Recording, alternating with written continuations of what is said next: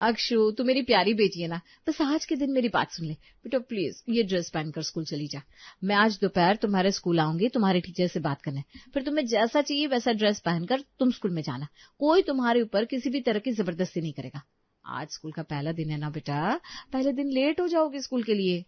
अपने हाथों में स्कूल का यूनिफॉर्म लेकर वृंदा सुबह सुबह आकांक्षा के पीछे दौड़ रही थी। वृंदा सुबह से आकांक्षा को 10 बार स्कूल का यूनिफॉर्म पहनने के लिए मना चुकी थी, लेकिन किसी की बात माने तो आकांक्षा कैसी। 6 साल की छोटी सी बेटी, लेकिन एकदम जिद्दी और अकड़ू। ना किसी को कुछ बोलने देती, ना ही किसी का कुछ सुनती। क्या मम्मा, आपने कब से स्कूल का पहला दिन लगा रखा है? कल भी गई थी मैं स्कूल, लेकिन उस गेट वाले ने मुझे अंदर घुसने ही नहीं दिया। बोल रहा था बिना यूनिफॉर्म वो मुझे स्कूल में नहीं आने देगा। उसकी तो। अक्षो, बड़ों के बारे में इस तरह बातें नहीं करते बेटा।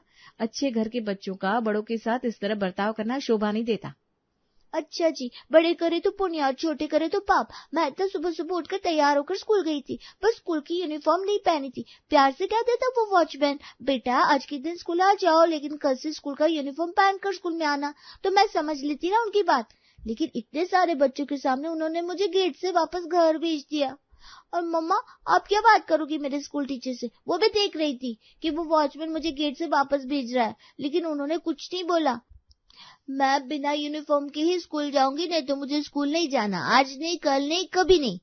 हे भगवान, न जाने इस लड़की में इतनी अकड़ कहाँ से आई है। आकांक्षा गुस्से वाले चेहरे से बड़ी बड़ी आंखें करके वृंदा की तरफ देख रही थी। बेचारी वृंदा आकांक्षा के पीछे दौड़ दौड़ कर अब थक गई थी। तभी वहां आकांक्षा के पिताजी आते हैं। तुम दोनों ने सुबह सुबह क्या शोर मचाया घर में? तुम दोनों की आवाज पूजा घर तक आ रही है। मुझे भगवान की पूजा आदि छोड़कर यहाँ आना पड़ा। अब आ गए तेरे पापा, वही ठिकाने लगाएंगे तुझे। देखिए ना सुधीर जी, इस लड़की को क्या जिद पकड़ कर बैठी है। कहती है बिना यूनिफॉर्म के स्कूल जाएगी। ऐसी कौन सी स्कूल है जो इसे बिना यूनिफॉर्म के स्कूल में आने देगी? कल भी यही किया, मेरे मना करने के बावजूद बिना यूनिफॉर्म के स्कूल चली गई। फिर क्या, उसे वॉचमैन ने गेट से ही वापस घर भेज दिया। उसकी कोई गलती नहीं थी, सारा कसूर इसका था, लेकिन फिर भी बेवजह उस वॉचमैन पर ये गुस्सा हो रही है। क्या वृंदा, तुम भी हमारी इतनी प्यारी बेटी पर इस तरह चिल्लाती रहती हो? बच्चों को डांट कर पीट कर थोड़ी ना समझाया जाता है। बच्चे तो भगवान की तरह होते हैं, उनसे प्यार से बात करनी पड़ती है। अभी देखो मेरी प्यारी रानी मेरी बात कैसे 2 मिनट में समझ जाएगी। अच्छा जी, ठीक है, फिर समझाइए अपनी प्यारी बेटी को अपनी प्यारी बातों से। देखते हैं ये कितना समझती है। बेटा अक्षु, अपने पापा के पास आ जाओ। पापा, मुझे नहीं, जाकर उन स्कूल वालों को समझाओ। समझदारी की जरूरत उन्हें है। मेरे दोस्तों के सामने उन्होंने मुझे स्कूल से बाहर जाने को कह दिया। क्या इज्जत रह गई मेरी उनके सामने? ऐसे स्कूल में मुझे नहीं जाना। आप जाइए और मेरा दाखिला लेकर आइए। सुधीर आकांक्षा को समझाने जैसे उसके पास जाता है, वो कुछ बोले उसके पहले आकांक्षा ही उसे 4 बातें सुना देती है और गुस्से में वहां से अपने कमरे की तरफ चली जाती है। बाप रे बाप, इतना गुस्सा, इज्जत, पाप, पुण्य, ये सारे शब्द ये कहाँ से सीख कर आई है? ये किसी की बात सुनना ही नहीं चाहती, इसे तो बस अपने मन की करनी है। ये सारा हमारे लाड प्यार का ही परिणाम है। मुझे तो समझ में नहीं आ रहा अब हम क्या करें। इसे तो स्कूल भेजना पड़ेगा ही, लेकिन ये महारानी यूनिफॉर्म पहनकर स्कूल जाएगी नहीं और स्कूल वाले बिना यूनिफॉर्म के इसे स्कूल में आने देंगे नहीं। श्रीमती जी, आप इतनी चिंता मत कीजिए। माना कि हमारी बेटी ज्यादा जिद्दी है, लेकिन है तो बच्ची है। ये खुद ब खुद 2-4 दिनों में घर बैठ बैठ कर बोर हो जाएगी और फिर स्कूल जाने की जिद करेगी। आपके मुंह में घी शक्कर, लेकिन शायद आपको इसकी जिद के बारे में अंदाजा नहीं है। ये अपने मन की ही करेगी। इससे बेहतर होगा कि आप जाइए और स्कूल वालों से यूनिफॉर्म के बारे में बात करिए। अगर वो माने तो ठीक है, नहीं तो हमें इसके लिए दूसरा स्कूल देखना पड़ेगा। ठीक है श्रीमती जी, जैसा आप कहें। कोई कितनी भी समझाने की कोशिश क्यों ना करे, आकांक्षा हमेशा वही करती थी जो उसे करना होता था। बचपन से जिद्दी और अकड़ू रही आकांक्षा अब 24 साल की हो गई थी। कहते हैं उम्र के साथ इंसान की बुद्धि और समझदारी बढ़ती है, लेकिन आकांक्षा का उम्र के साथ जिद्दी स्वभाव बढ़ गया था। बचपन में आकांक्षा जितनी जिद्दी और अकड़ू थी, 18 साल गुजर जाने के बावजूद भी बिल्कुल वैसी की वैसी थी। अरे वैसी क्या, ज्यादा जिद्दी हो गई थी। उसके माता पिता, यहाँ तक कि उसका छोटा भाई भी आकांक्षा के आगे घुटने टेक चुका था, क्योंकि बात चाहे कोई भी हो, घर में वही होता था जो आकांक्षा चाहती थी।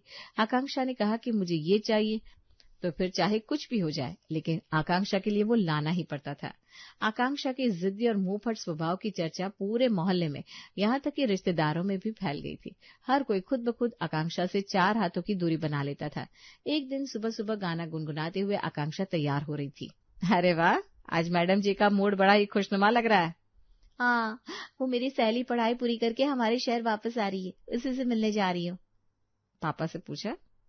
माँ, पापा ने आज तक मुझे किसी चीज के लिए मना किया है क्या? उन्हें मनाना कौन सी बड़ी बात है? उन्हें मनाना बहुत बड़ी बात है, लेकिन एक तू है कि तेरे आगे तेरे पिताजी भी झुक जाते हैं।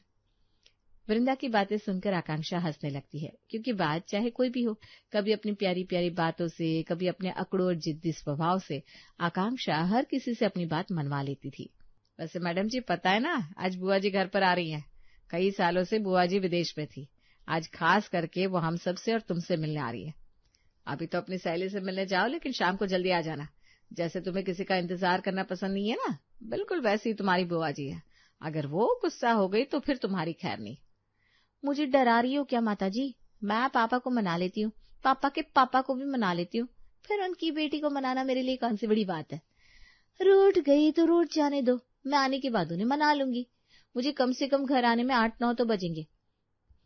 तब तक यहाँ का माहौल संभाल लेना माताजी। इतना सब बोलकर आकांक्षा अपनी बैग उठाती है और अपनी स्कूटी को किक मारकर घर से चल पड़ती है। अरे मेरी पूरी बात तो सुनकर जा। माँ, बाकी सारी बातें घर आने की बात करते हैं। न जाने क्या होगा इस लड़की का, किसी का कुछ सुनती ही नहीं है। आज शाम को क्या होगा इस बात की चिंता मुझे अभी से हो रही है। दीदी खास इससे मिलने के लिए आ रही है और ये लड़की अब जानबूझकर घर देर से आएगी। भगवान जी, जब 2 तूफान आमने सामने आएंगे तो सब कुछ आपको ही संभालना होगा। बेफिक्र आकांक्षा सुबह सुबह तैयार होकर अपनी सहेली से मिलने चली जाती है, लेकिन जब आकांक्षा की बुआ और आकांक्षा एक दूसरे के सामने आएंगे, खास आकांक्षा से मिलने आई हुई बुआ को आकांक्षा का इंतजार करना पड़ेगा। तब क्या होगा, इस बात की चिंता वृंदा को खाई जा रही थी। थोड़ी देर खुद से बड़बड़ाने के बाद सब कुछ भगवान के भरोसे छोड़कर वृंदा आज शाम को आने वाली अपनी ननद के स्वागत की तैयारी में लग जाती है। शाम के वक्त वृंदा के घर पर उसकी ननद निर्मला का आगमन होता है। घर पर कोई है कि नहीं? मेहमान घर के दरवाजे तक आ गए, ना कोई स्वागत कर रहा है, ना ही कोई बैग पकड़ने के लिए आंगन तक आ रहा है। निर्मला की आवाज सुनकर किचन में काम कर रही वृंदा दौड़े दौड़े हॉल के दरवाजे पर आती है। अरे मैं हूं ना, आइए दीदी, मैं आपका ही इंतजार कर रही थी। बाकी सब कहाँ है? सुधीर जी फ्रूट्स लाने मार्केट गए हैं और अनुज आपको स्टेशन लेने आया था, आपको मिला नहीं क्या वो? मैं स्टेशन से बाहर आई तो सामने ही रिक्शा खड़ी थी, तो मैं उसमें बैठ गई और सीधा घर आ गई। जा जल्दी से उसे फोन लगा। और हाँ, आकांक्षा कहाँ है? उसे पता है ना मैं खास उससे मिलने आ रही हूँ। हाँ, मैंने बताया था सुबह, वो भी शाम तक आ जाएगी, अपनी सहेली से मिलने गई है। जब भी हमारे घर पर मेहमान आते थे तो उनके स्वागत के लिए हम घर पर रुकते थे, लेकिन यहाँ तो उल्टी गंगा बह रही है। घर पर मेहमान आकर बैठे हैं, लेकिन घर की लाडली स्वागत छोड़ो, मेहमानों से मिलने के लिए घर पर भी नहीं है। उसकी सहेली मुझसे ज्यादा महत्वपूर्ण है क्या उसके लिए? दीदी वो। अरे क्या दीदी दीदी कर रही हो? जल्दी फोन लगाओ उसे और घर बुलाओ। वृंदा आकांक्षा को फोन करती है, लेकिन आकांक्षा उसका फोन कट कर देती है। वृंदा आकांक्षा को फोन लगाती हुए कभी किचन में तो कभी हॉल में चक्कर लगा रही थी। देखते ही देखते काफी वक्त बीत जाता है। अब तो सुधीर और अनुज भी घर आ गए थे, लेकिन आकांक्षा का कोई अता पता नहीं था। जैसे जैसे घड़ी का कांटा आगे बढ़ रहा था, वैसे वैसे निर्मला के चेहरे पर बढ़ती हुई गुस्से की लकीरें वृंदा की चिंता बढ़ा रही थी। काफी देर इंतजार करने के बाद दरवाजे की बेल बजती है। वृंदा दौड़कर दरवाजे के पास जाती है और निर्मला के गुस्से से आकांक्षा को बचाने के लिए जानबूझकर उस पर गुस्सा करने लगती है। मैंने तुझसे सुबह कहा था ना, बुआ जी घर पर आने वाली है, फिर भी तूने आने में देर कर दी। तुझे पता है ना, बुआ जी को किसी का इंतजार करना पसंद नहीं है, और वैसे भी घर आए हुए मेहमान हमारा इंतजार करे अच्छा लगता है क्या? तुम भी हद करती हो माँ। बुआ जी मेहमान थोड़ी ना है, हमारी अपनी है। पहले ही शादी करके किसी और घर में चली गई, लेकिन फिर भी है तो हमारे घर की सदस्य। निर्मला को आकांक्षा के ऊपर काफी गुस्सा आया हुआ था, लेकिन जैसे ही आकांक्षा घर पहुंचती है और अपनी प्यारी प्यारी बातों का तीर मारती, निर्मला का गुस्सा चुटकियों में रफू चक्कर हो जाता है। इतनी बड़ी हो गई मेरी भतीजी, लेकिन बातें और हरकतें अभी भी बिल्कुल बच्चों की तरह है। ए वृंदा, क्या है? बच्ची सुबह से बाहर है और तुम घर आती ऐसे 2-4 बातें सुनाने में लग गई। ये जानबूझकर थोड़ी ना देर से आई है, कुछ महत्वपूर्ण काम होगा। चलो वो सब छोड़ो, तुम जल्दी से खाने की तैयारी करो, फिर मुझे तुम लोगों से ढेर सारी बातें करनी है, खास करके मेरी प्यारी भतीजी से। सॉरी बुआ जी, मैं ना जल्दी आना चाहती थी, लेकिन मेरी सहेलियां मुझे आने ही नहीं दे रही थी। अभी मेरी सहेलियां मुझे ही रोक रही थी, लेकिन मैं सिर्फ आपके लिए दौड़ी दौड़ी चली आई। अरे मेरी प्यारी भतीजी, सुधीर, हमारी आकांक्षा दिखने में इतनी सुंदर है और उसकी प्यारी बातें, हाय, हमारी लाडली जिस भी घर में जाएगी ना, वहां के लोगों के दिलों पर राज करेगी, क्योंकि रूठे हुए को मनाना और किसी से भी अपनी बात मनवाना इसके बाएं हाथ का खेल है। हाँ बुआ जी, राज तो मैं करूंगी ही, ससुराल वालों के दिलों पर भी और उनके घर पर भी। बुआ जी, आपकी ये भतीजी जितनी सीधी सरल लगती है ना, उतनी है नहीं, बड़ा परेशान करती है हमें, बिल्कुल जिद्दी है, जो चाहिए वो चाहिए। हम लोगों ने तो इसके आगे माथे टेक लिए, न जाने इसका ससुराल में कैसे गुजारा होगा। अगर सब इसे ऐसे मिले इसकी उंगलियों पर नाचने वाले तो इसका ठीक है, नहीं तो फिर रोज का इसके ससुराल से हमारा घर फोन पक्का है।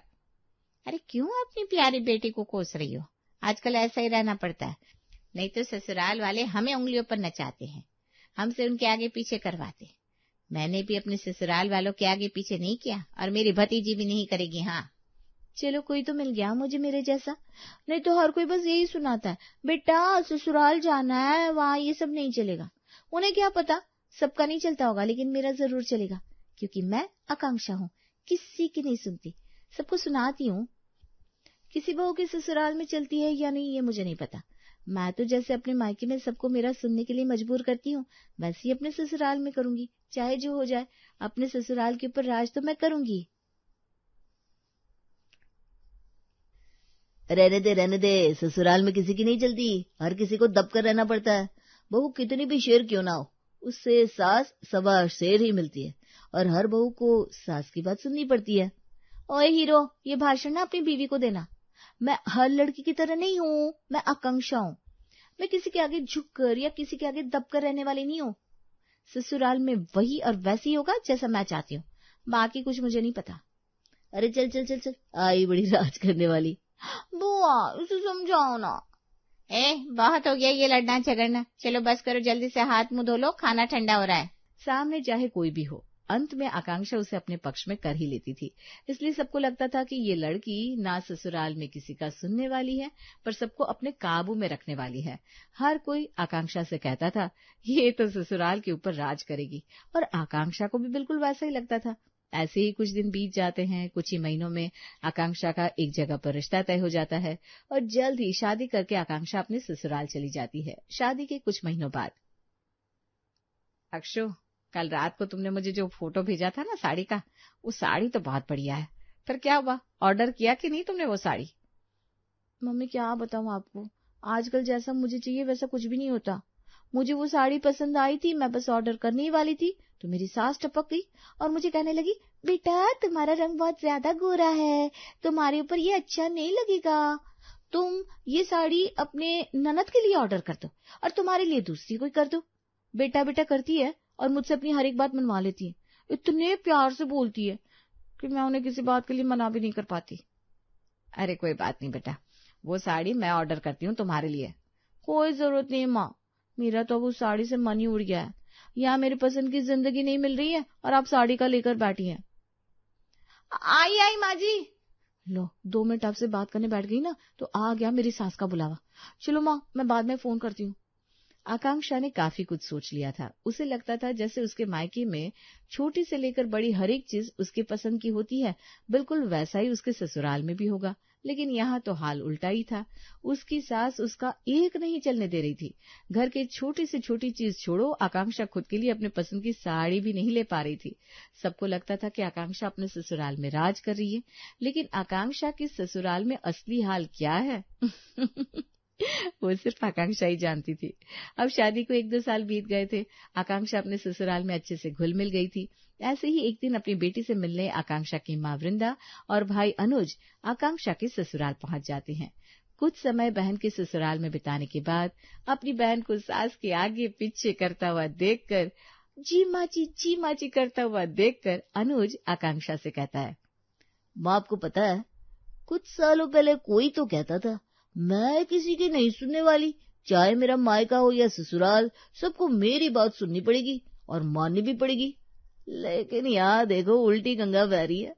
सबको अपनी उंगलियों पर नचाने वाली आकांक्षा अपनी सास के कैसे आगे पीछे कर रही है। माँ आपने देखा क्या, कैसे जी माँ जी जी माँ जी जी माँ जी का जप चल रहा था। अपनी सास की हाँ में हाँ मिलाई जा रही थी। कुछ सालों पहले अगर आपने गलती से इसके पसंद के अलावा मेरी पसंद की सब्जी बनाई तो ये महारानी 2-2 दिनों तक भूखी रहती थी, आपसे बात नहीं करती थी। लेकिन यहाँ देखो कैसे सबकी पसंद का सब कुछ कर रही है, सिवाय अपनी पसंद के। चिढ़ा ले बेटा, आज तुझे मुझे जितना चिढ़ाना है चिढ़ा ले। अपनी हरकतों से, अपनी बातों से मैंने आप लोगों को काफी परेशान किया है। मुझे हमेशा लगता था कि मेरे घर में, मेरी जिंदगी में वैसा ही होना चाहिए जैसा मैं चाहती हूँ। मैं हमेशा सोचती थी जैसा मैं अपने मायके में राज करती हूँ, सबको उंगलियों पर नचाना चाहती हूँ, वैसा ही मैं अपने ससुराल में करूंगी। लेकिन तू अनुज कहता है ना, जब शेर को सवा शेर मिल जाता है तो शेर अपने आप शांत हो जाता है। तो यूं समझो कि मैं शेर हूँ तो मेरी सास सवा शेर है। बेटा, इसे चाहे जो भी लगे, लेकिन तुम्हें ऐसा देखकर मैं बहुत खुश हूँ। मैं तुम्हारे जिद्दी स्वभाव को बदलना चाहती थी, तुम्हें शांत करना चाहती थी, लेकिन जो चीज मैं नहीं कर पाई वो तुम्हारी सास ने कर दिखाई। सब कुछ तुम्हारी मर्जी से नहीं हो सकता, ये बात तुम्हारी सास ने तुम्हें बिना डांटे, बिना परेशान करे समझा दी। भले वो सब कुछ अपनी मर्जी का करती है, लेकिन तुमसे प्यार भी तो करती है ना। हाँ माँ, आपकी बात बिल्कुल सही है। भले ही मेरी सास सवा शेर है, लेकिन वो मुझसे बहुत प्यार करती है, और इसीलिए मैं उनकी मनमानी भी हंसते हंसते सह लेती हूँ। अच्छा जी, तुम्हारा क्या मतलब है? मम्मी पापा तुमसे प्यार नहीं करते थे? आई बड़ी सास की लाडली। मम्मी पापा मुझे ढेर सारा प्यार करते, लेकिन तुम्हारा मुझे नहीं पता।